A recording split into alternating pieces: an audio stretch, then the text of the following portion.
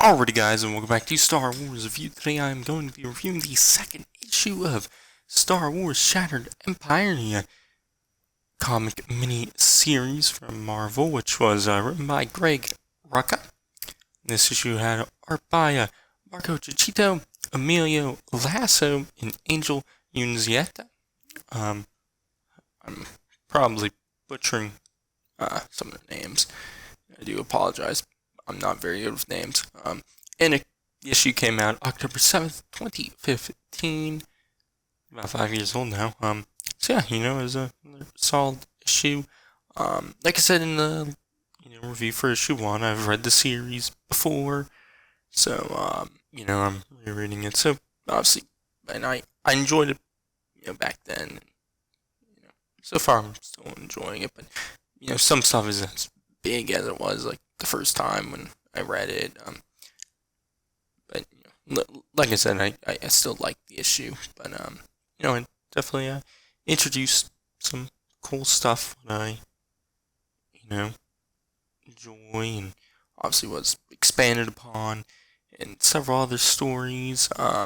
Definitely Operation Cinder appeared in this and the Battlefront 2 campaign and elsewhere also, and obviously just mentions of it in the Sentinels, which are the they're like droids, but they look like the Royal Guards in Throne Room and Death Star 2.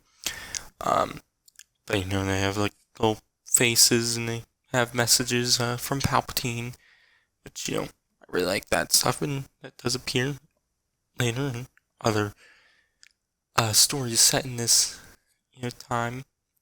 The year after Battle of Endor. Obviously, this is only like weeks after the Battle of Endor when this story takes place. So yeah, but I enjoyed all that. There's some good stuff. Definitely some stuff with Charbet and Leia. I liked most of the issue, and yeah, get a mention of Poe in here too, which is nice. But yeah, I enjoyed the issue. I guess I'll talk about the art, which there's 3 artists doing it, which I'm not 100% sure on which every artist doing it. I'm pretty sure I know which ones, but like I said, Emilio Lasso, who did art in the issue, he did stuff right at the start, and then like the final page of the issue, and then but after the first few pages, Marco Ciccito does some art, which I definitely know it's him. Then Angel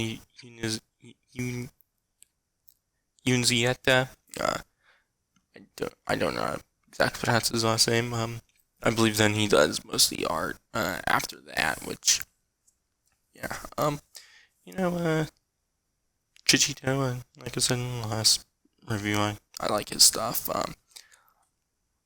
If the stuff I think is from Lasso, then I enjoyed that. Stuff from Unzieta, I'm not super into it. Definitely a lot more in the tracing. Definitely for faces.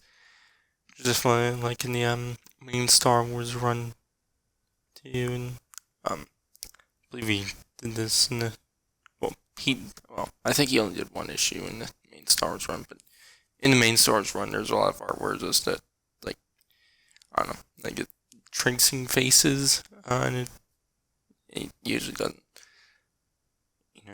Sometimes it looks fine, but sometimes faces can look a little weird. So yeah, but yeah. Once again, I'm no art critic.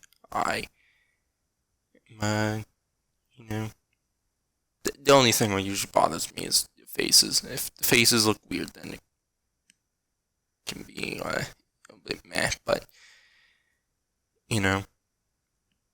other than that, I'm completely fine with it.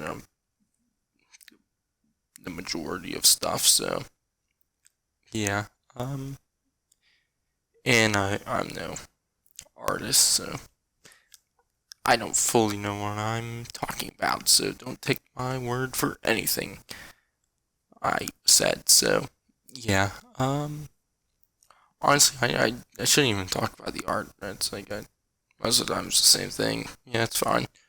That's what I say. So yeah, but before I get into the breakdown, I guess I enjoyed the issue. Thought it was good. So yeah, I guess I'll jump into the breakdown now, which it starts off on a Star Destroyer named the Torment. We see the captain of the ship named Lur Duvat get the Sentinel sent to him, and you can give him the message from Palpatine, which is just Operation Cinder must begin at once. And so yeah, in that should have coordinates for their first location. So which we'll know that later in the issue. But then it goes to the planet Sturdic, or Sturdic 4. Sorry, quite a name, and I believe it said this is 17 days after the Battle of Endor. But we see Charbet and Grease Squadron take out Imperials and like AT-AT and whatnot. Battle.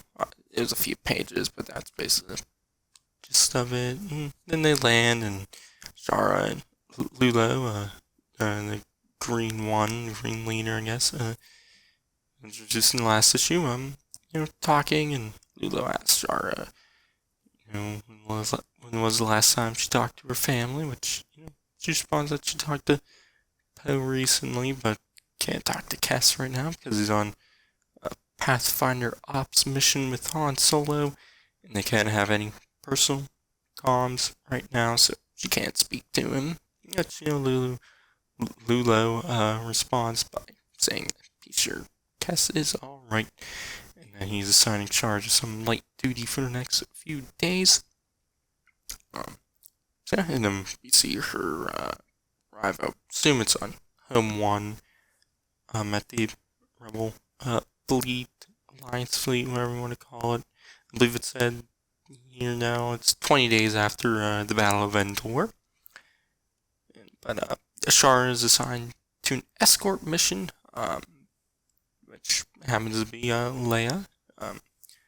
We see Leia and Mon Mothma talking before Ashara introduces herself, and Leia talks about how she thinks that she wants to stay at the fleet because she knows there's several things she could be dealing with at the fleet, but Mothma says she's the best one for the job and whatnot. But yeah, and then anyways, Char introduces herself to Leia, and they head on the ship, and head to Naboo. But on the way, we see Leia writing to the next of kin for this Rhodian nurse, and Char talk and whatnot. Leia says that she could get a droid to write it all, but she says that her parents taught her that some things need a personal touch, which I like that. Obviously we know Leia's already a compassionate character and cares for others, but anyways, they arrive on Naboo where Shara talks to Leia and whatnot about Palpatine being from Naboo, and then Shara says she's surprised it still looks so intact, which Leia responds by saying that Palpatine's greatest weapon was terror, and that he could just destroy it all whenever he wanted, just like Alderaan, which is foreshadowing for him later. But I also enjoyed that scene.